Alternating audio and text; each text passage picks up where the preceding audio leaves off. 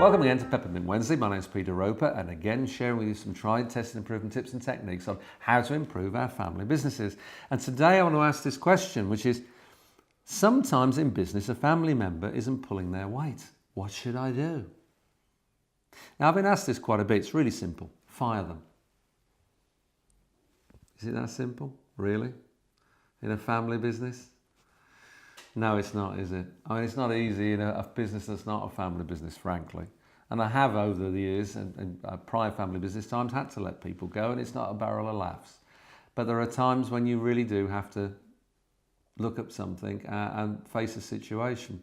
And I think the thing is this: first of all, with a family business, you've got to find out why they're not pulling their weight. And in fact, before you find out why, you better find out in yourself if it's actually the case. Because sometimes we can get a downer in a family business. One of the members of the family, you know what, you get a bit fed up with them, or they get fed up with you.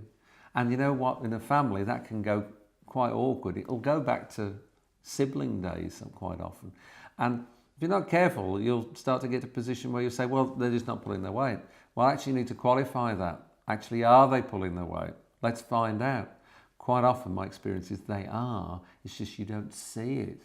And you need to understand that the work they're doing is actually a lot. It might not be the work you want doing. Now that's the point. Is it you or is it them? So the first question is it you or is it them?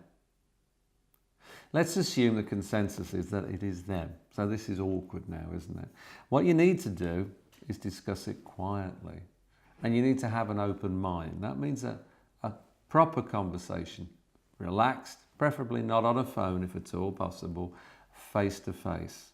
And let's find out where their life is. You might find out, there's quite a surprise in there, find out where their life is personally first before the business.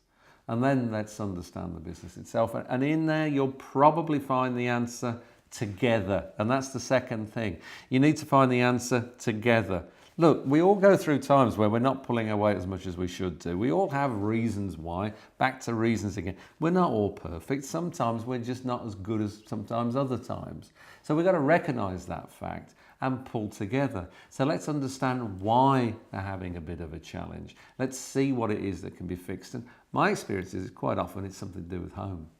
And so let's find out what that really is and let's see what we can do about it. Now, people who don't understand family businesses will say, well, it's got nothing to do with this. Home life's nothing to do with it. You're paid 9 to 5, whatever, get on with it. Sorry, it doesn't work like that in a family business. And this doesn't apply just to the immediate family. It applies to the family within the business itself. And that's all the staff members as well, because we all know in family business, people who are employed become family. They're an extended family. So you need to get good skill at sitting with people quietly, opening up conversations and finding out what the challenge is. And if you're really not very good at that, then somebody else in the family needs to be. And find out what it is. And the third one is find out if the commitment is truly there.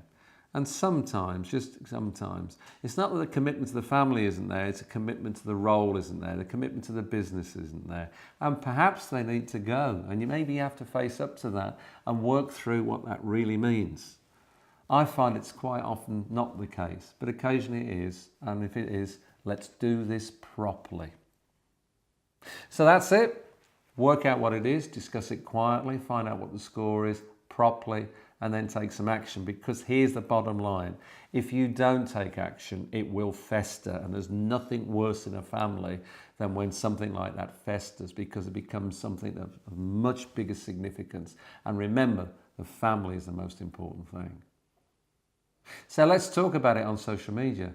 Send me an email, I answer them all personally, as you know. Let's find out how we can help family businesses and help each other to have great, better family businesses.